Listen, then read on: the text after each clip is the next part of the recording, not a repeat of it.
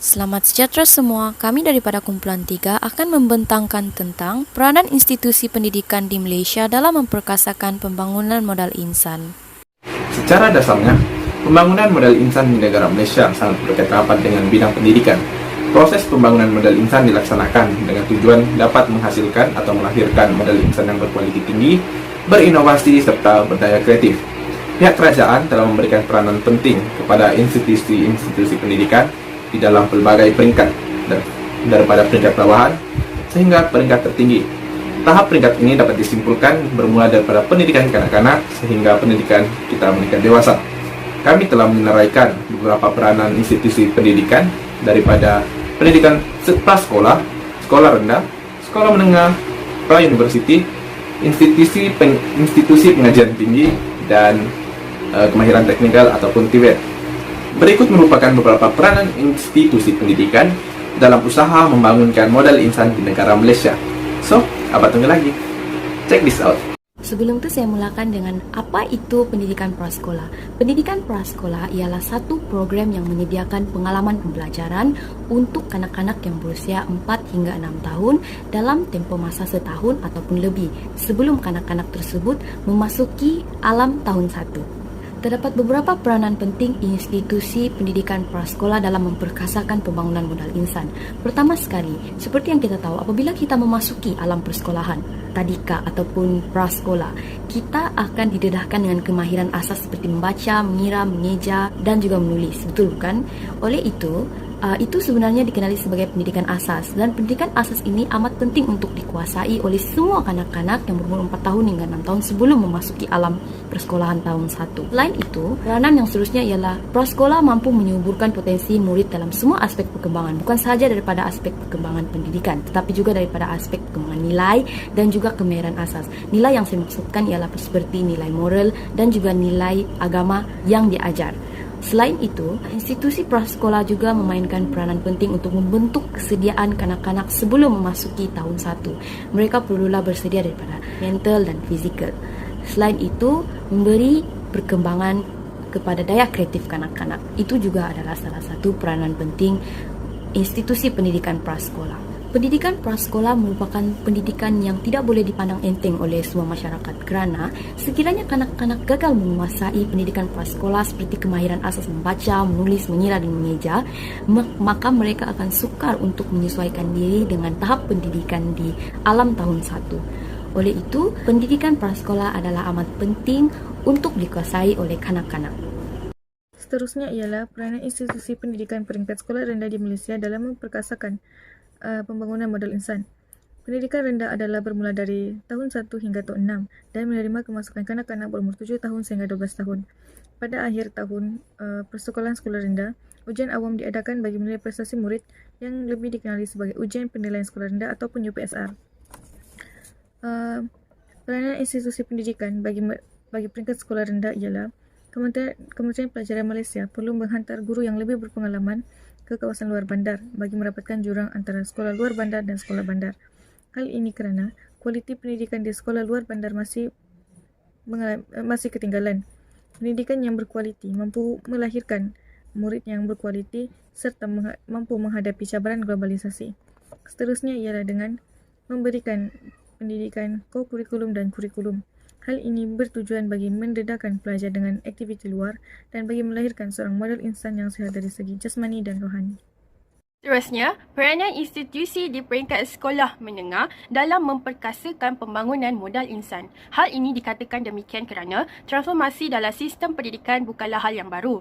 Sejak pelaksanaan dasar pendidikan negara berdasarkan Penyata Razak yang menghasilkan Education Ordinance, Penyata Rahman Talib dalam Education Acta, Laporan Kabinet dan Education Acta, banyak perubahan telah diperkenalkan. Antaranya ialah pelaksanaan kurikulum yang sama di semua sekolah, penerimaan bahasa Melayu sebagai bahasa pengantar di sekolah menengah, dan penyediaan soalan peperiksaan sijil pelajaran Malaysia oleh lembaga peperiksaan.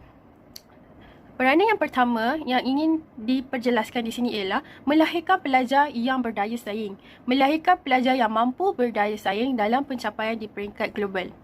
Hal ini dikatakan demikian, pendidikan diharap dapat membawa kepada pengintegrasian penduduk pelbagai keturunan agama, mengurang jurang ekonomi dan membantu dalam membawa ekuiti bagi penduduk dari pelbagai keturunan dan agama. Manakala di peringkat mikro, pelajar diharap akan dapat menyaingi pencapaian dalam semua bidang pelajaran di pentas antarabangsa.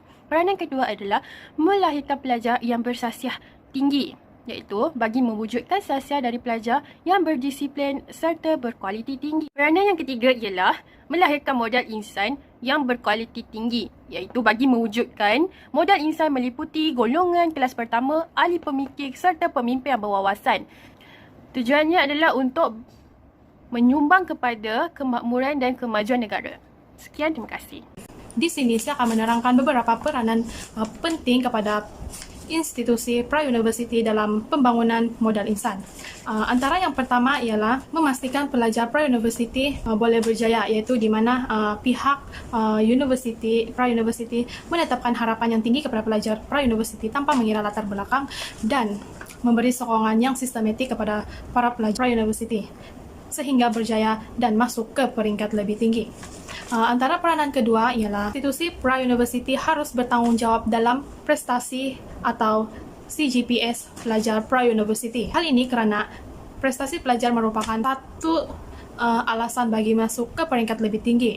Oleh itu, pihak pra-universiti perlu memberi berat terhadap keputusan atau CGPA pelajar agar pelajar tahu garis minimum dan maksimum dalam melanjutkan pelajar. Terusnya ialah membuat pelaburan bagi pembangunan kepimpinan unggul di setiap institusi pra-universiti, iaitu di mana membuat pelaburan yang besar bagi meningkatkan prestasi kepimpinan pelajar pra-universiti sebagai pembangkit utama perubahan menerusi kriteria pemilihan yang tepat.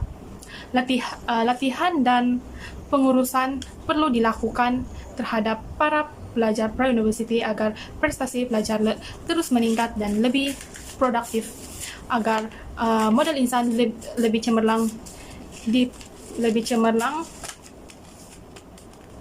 dalam memperkasakan pembangunan modal insan. Peranan institusi pengajian tinggi di Malaysia dalam memperkasakan pembangunan modal insan.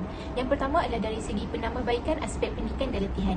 Dengan adanya penambahbaikan ke atas aspek tersebut membolehkan masyarakat ini memperolehi pengetahuan dan juga kemahiran yang berkualiti setanding dengan peredaran pada masa kini. Pendidikan dan latihan ini merupakan satu kepentingan, satu kunci utama dalam meningkatkan pembangunan modal insan selaras dengan peningkatan ekonomi negara. Oleh demikian, bermakna institusi pengajian tinggi ini merupakan satu kepentingan dalam memperkasakan pembangunan modal insan. Yang kedua adalah pengukuhan sistem penyampaian institusi pengajian tinggi, di mana kecemerlangan seseorang individu itu bergantung kepada tahap kaedah pengajaran yang diterima ketika berada di tahap institusi pendidikan. Ini bermakna apabila sistem penyampaian institusi pengajian itu lemah, maka ia menjadikan sebagai salah satu cabaran dalam mencapai pembangunan modal insan. Oleh itu, pihak para pendidik perlu bijak dalam memilih kaedah pengajaran yang bagus supaya dapat mencapai pembangunan modal insan. Peranan institusi pengajian tinggi yang terakhir adalah dari segi pembentukan kepribadian individu itu. Ciri kepribadian merupakan tonggak utama dalam membangunkan pembangunan modal insan. Oleh itu, institusi pengajian tinggi ini merupakan salah satu cara bagi membolehkan seseorang itu membentuk kepribadian mereka, iaitu melalui program-program motivasi diri, program-program yang membolehkan mereka melahirkan sifat tanggungjawab supaya suatu hari kelak mereka dapat memanfaatkan program-program tersebut, dapat memanfaatkan apa yang mereka perolehi tersebut. Hal ini bermakna secara tak langsung ia dapat melahirkan insan yang cemerlang terhadap pelbagai aspek termasuklah sasiah diri. Peranan institusi pendidikan teknikal dan latihan vokasional TVET dalam memperkasakan pembangunan modal insan. Yang pertama adalah dengan menyediakan modal insan yang terlatih dan kompeten di dalam industri. Melalui program dan latihan yang telah direka khusus di TVET adalah yang memenuhi permintaan kerjaya pada masa kini. Oleh itu, ia berupaya menjadi penyumbang secara positif kepada keperluan industri dan pasaran kerja dan secara tidak langsung kepada pertumbuhan ekonomi. Seterusnya, TVET melahirkan modal insan yang berkemahiran tinggi dan kreatif, yang mana berupaya untuk mencipta pekerjaan sendiri dengan berbekalkan kemahiran tinggi dan melalui pendedahan situasi sebenar di tempat kerja di TVET yang mampu meningkatkan keinginan mereka untuk melakukan perubahan di pasaran kerja. Dan akhir sekali, TVET menyokong pembangunan modal insan melalui penguasaan teknologi. Dengan berbekalkan pengetahuan dan penguasaan teknologi di TVET adalah untuk mendorong kurangnya kebergantungan kerajaan kepada tenaga mahir dari luar.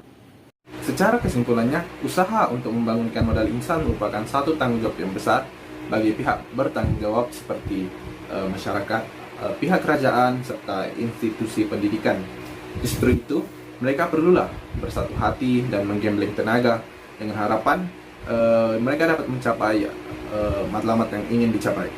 Sebagai contoh, sekiranya pihak kerajaan dan institusi pendidikan membuat suatu program latihan industri, seharusnya pihak lain seperti masyarakat perlulah memberikan sokongan dengan menghadiri program tersebut dan mengikuti program tersebut sebagai tanda sokongan untuk menjayakan program tersebut.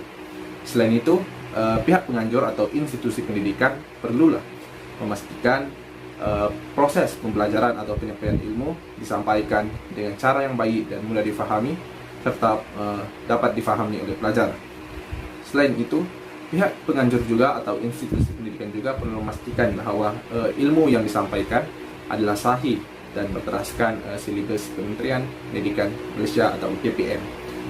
Sekiranya usaha ini mampu dicapai, matlamat untuk melahirkan modal insan yang berkualitas tinggi dapat diwujudkan. Secara langsung memacu pertumbuhan negara disebabkan produktiviti tenaga kerja yang berkualitas daripada usaha yang dilakukan pada sebelum ini. Itu sahaja, sekian. Terima kasih.